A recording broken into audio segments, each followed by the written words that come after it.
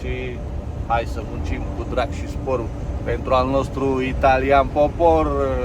Să vă dau o caracterizare a șoferilor italieni, că ați văzut în imaginile mai devreme, vine și trece, staie calea, staie fața. Deci ca să luăm așa șoferii profesioniști, vedem dacă sunt eu așa practic o mână. Sunt. Cine știe ce curs să-mi dau ăștia acum. Mi-e frică să o iau înapoi tot pe aceeași direcție, că ia uitați ce este, e jale, dar sperăm să fie altă direcție, să nu mă întoarcă pe aici, că e terminată ziua, că fac această stradă din nou.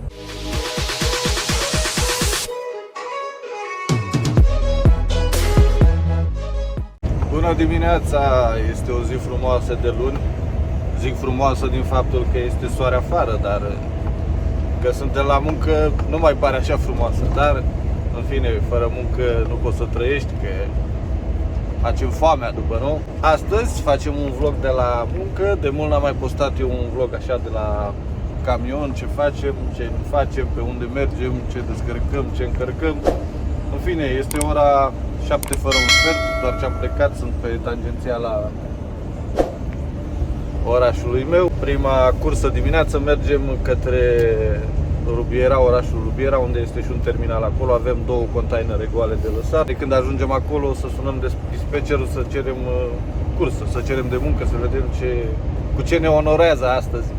Ca de luni, așa, cu ce ne bagă în pâine. În altă ordine de idei, puneți și voi un like la video, abonați-vă la canal, că nu costă nimic, e zero, și hai să muncim cu drag și spor pentru al nostru italian popor.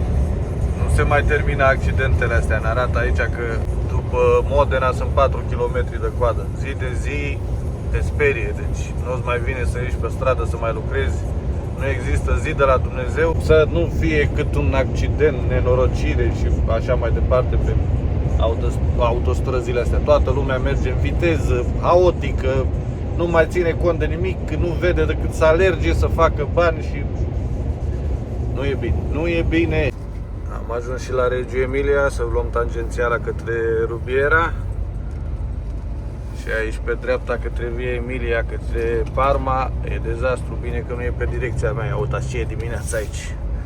8 fără un sfert, toată lumea, furnigari.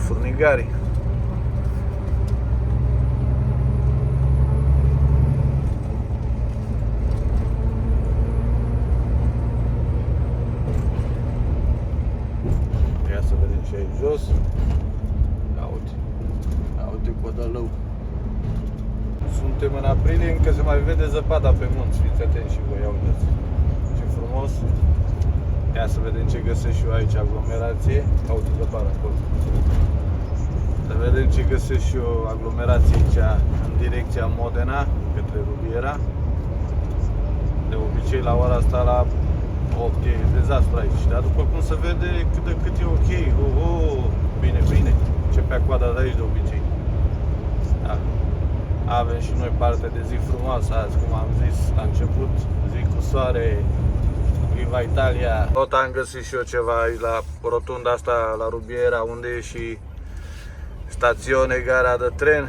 Aici tot timpul, orice îi face până la ora 10, tot așa e, nebunie. Cine știe ce curs să-mi dau ăștia acum.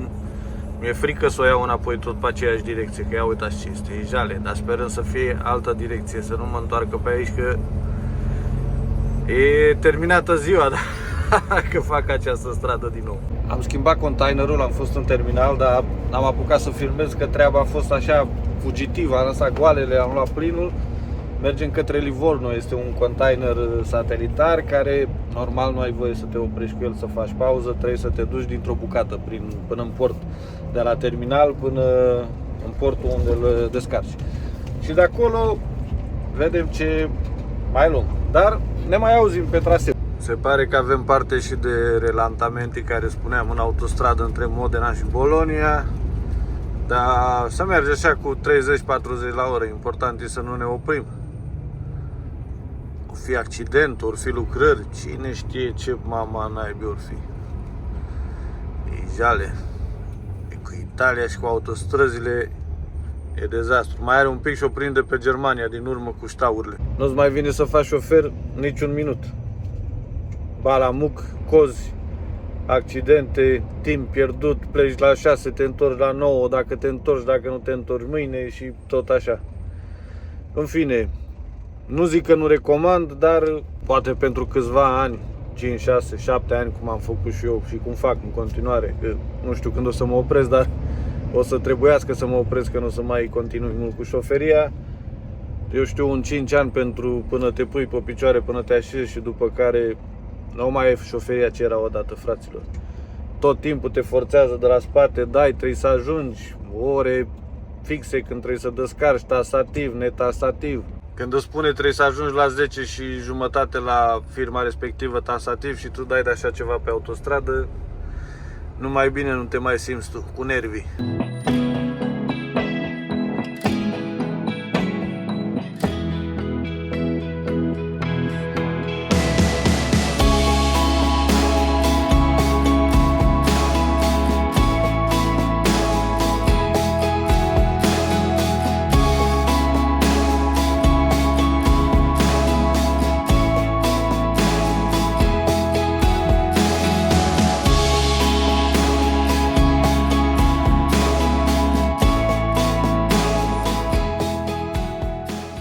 Să vă dau o caracterizare a șoferilor italieni. Deci, ca să luăm așa, șoferii profesioniști, pot să-i numesc haotici, pur și simplu. Iar pe cei mici, adică până în 3,5 tone, nu pot decât, nu vreau să îi fac în vreun fel sau altul, dar nu pot să-i numesc decât și pe ei haotici și nepregătiți. Deci, cei la 3,5 tone nu vreau să-i denumesc în altfel, haotici și nepregătiți. Așa că când veniți în vacanță cu mașinile în Italia, mașinile mici, mare atenție că e jale. Se pare că aici avem o deviație închisă autostrada pentru lucrări pe acest tunel și ne scoate afară. Da, nu este mult, sunt câțiva kilometri, 2-3 km, după care, după dealul ăsta așa în stânga, ne lasă din nou în autostradă. Au început să lucreze în Italia din 2018, de când a căzut podul Morandi de la Genova. Că până atunci nu găseai nicio lucrare pe nicio autostradă, pe nicio bucată, la niciun tunel, la nimic. Și din momentul când a căzut acel pod și au murit oameni și s-a întâmplat acea catastrofă, au început să lucreze, să renoveze la autostrăzi, la tunele, la poduri, la toate. În fine, oricum se merge față de Germania, la ștaurile care se formează în Germania din cauza lucrărilor, aici tot se merge. Dar se merge din ce cauză? Pentru că limita e 60 pe lucrări și noi mergem cu 70, cu 80, îți permite, nu sunt radare puse pe lucrări, mai sunt, dar aici și acolo. Așa că de asta nu se formează aglomerația și ștaurile, pentru că ei permit chestia asta. Adică nu stă poliția la orice colț și radar ca să vadă că nu respect să mergi cu 60 pe lucrări. Nu este legal, dar situația te forțează, că n-ai ce să faci, trebuie să ajungi la încărcat, la descărcat, Că, cum am mai spus, lumea asta a transporturilor a luat o întorsătură așa de totul este într-o viteză și totul numai la minut și totul numai taxativ și cu oră fixă, încărcare, descărcare. Nu știu când se va calma, dar cred că nu se va mai calma. Va fi din ce în ce mai rău. Și exact cum spuneam, aici ne bagă din nou în autostradă direct. Mergem către Firenze. Avem un pic până la Firenze, suntem la ieșirea de Barberino di Mugello, unde se mănâncă cea mai bună fiorentină, cea mai bună bistec edovita aici de Chianina. Am un video făcut aici pe canal mai de mult, unde am fost și am mâncat o bistecă din asta de 1,2 kg avea. Bineînțeles că am mâncat-o în doi, eu și un coleg. Dar țineți minte, aici în Toscana, prima înainte de Firenze, când veniți de la Bologna, Barberino di Mugello, se mănâncă cea mai bună fiorentină. Asta așa pentru cei care nu locuiesc aici în Italia, care nu fac șoferie aici pe plan local sau doar intern. Pentru cei care vin din extern, să zicem, care fac comunitate, care vin din Germania, au o cursă în Italia în zona asta și se oprește seara la o pauză aici, aveți vreo 3-4 tratorii din astea cu parcări mari pentru camioane, aveți unde să vă opriți, mâncați o bistecă din asta de chianina, nu vă mai trebuie nimic. Ce-i drept costă, nu e chiar așa ieftină, dar nu e că mănânci în fiecare seară sau în fiecare lună. Odată la cine știe când, la o cursă sau la o pauză de 9 ore, merge. Frumoasă e și Toscana asta. Nu ca la mine în Emilia Romagna, numai câmpie, castele, 3 lacuri și cam atât. Dar diferă economia. Aici e peisajul mai frumos, zona, dar economia mai rea față de la noi. Așa că fiecare regiune are avantaje și dezavantajele ei. În sfârșit am ajuns și la Livorno în port. Noi trebuie să urmărim cartelul ăsta Darsena. Trebuie să intrăm noi, să stăm cu stânga și mergem în terminalul ăsta aici unde este și nava asta. Cam haotice așa terminalele astea în general în Italia. Vai mama lor, nu organizație, nu cu timp mult de așteptare, dar ăsta este un terminal care îți faci și documentele în automatic și e ceva mai rapid, așa, nu ai multe bătăi de cap, nu trebuie să ieși pe la birouri cu actele, că alea te face să aștepți aici. Personalul din Italia. Așa că imediat lăsăm containerul și vedem ce ne zice pentru după amiază. Gata, am făcut și documentele. Imediat desfacem tuiștii. Vedem dacă sunt eu așa practic cu o mână. Sunt. Important e să n-am nevoie de ciocana, aia e problema. De obicei ăștia pe spate aici se strâng mai tare. Asta merge. Hai să vedem următorul. Merge și ăsta. Merge. Uite și marea ce culoare are. Mare albastră, te aștept să vii. Abia aștept un concediu la mare, la soare. Am sunat, de aici trebuie să plecăm la Pianal, adică doar cu șaseul gol la Spezia. O oră de mers și după care încă nu ne-a spus ce facem după amiază, că așa e mereu secretos domnul dispecer.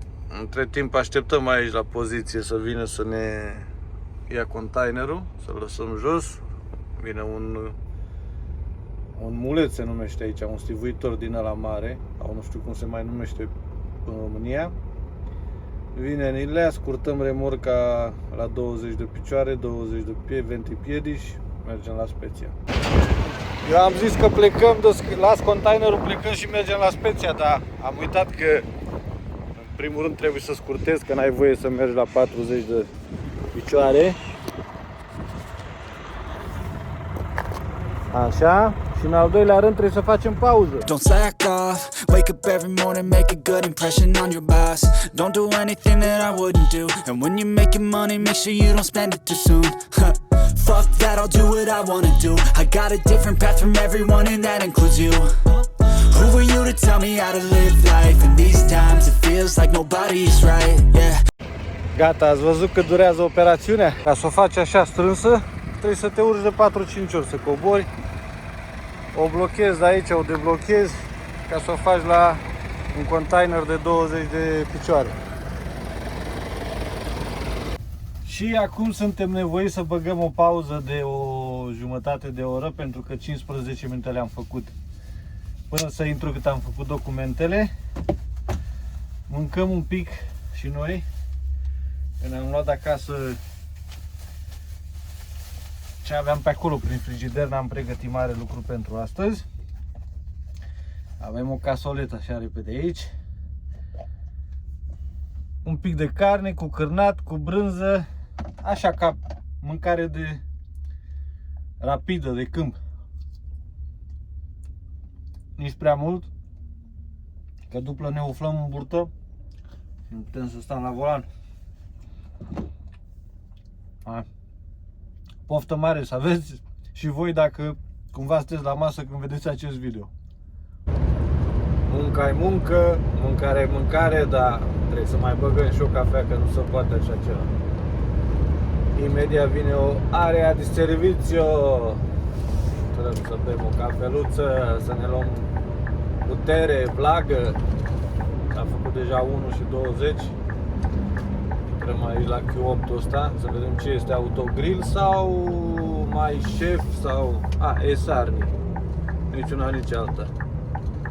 Vedem, găsim și noi un loc de parcare.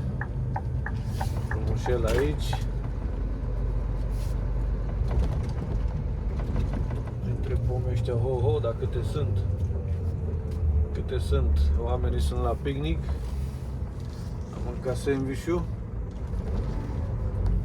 O cafeluța.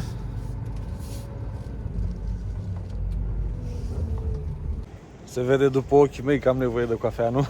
Am mâncat, am stat o jumătate de oră acolo și m-a luat somn. Doar ce am plecat, m-am oprit în primul peco la 5 km. Să ne revigorăm. Băieții la parcare la pauză.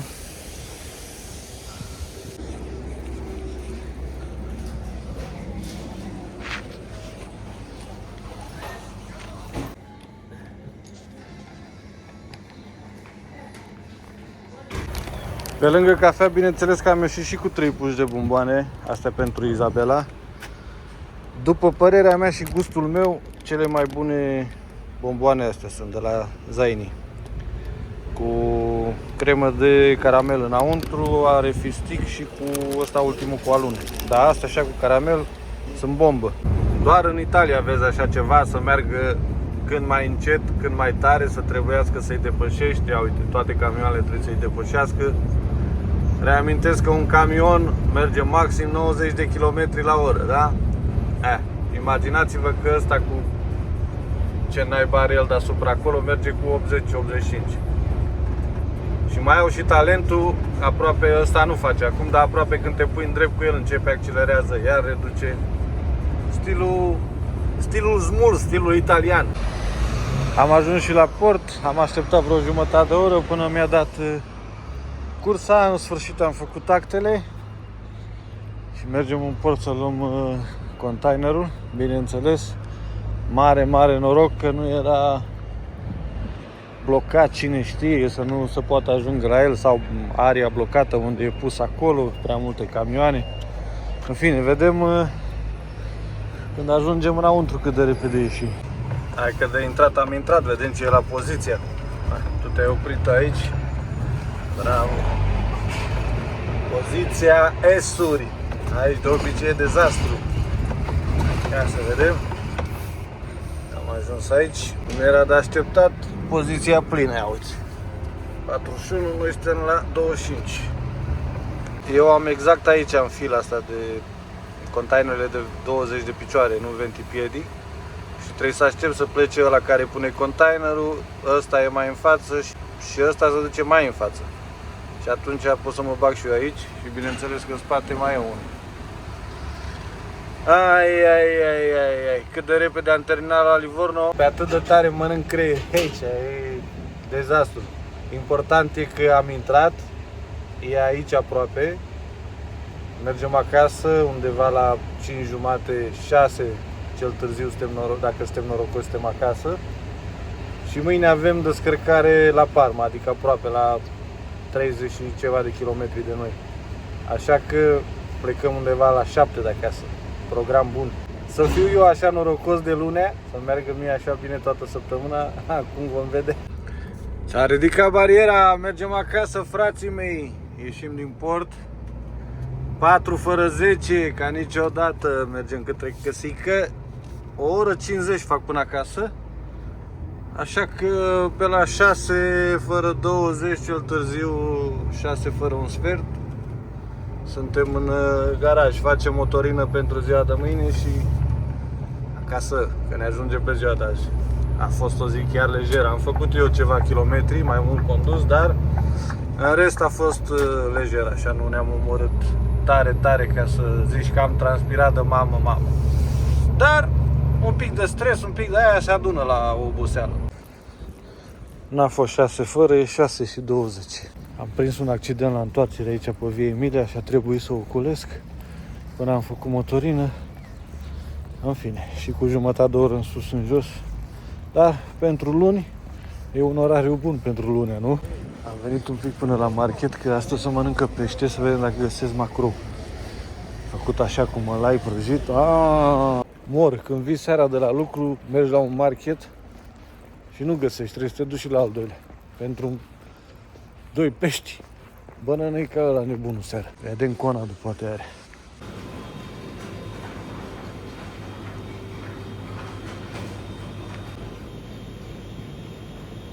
Bine că am găsit acum mai curăță, frumos.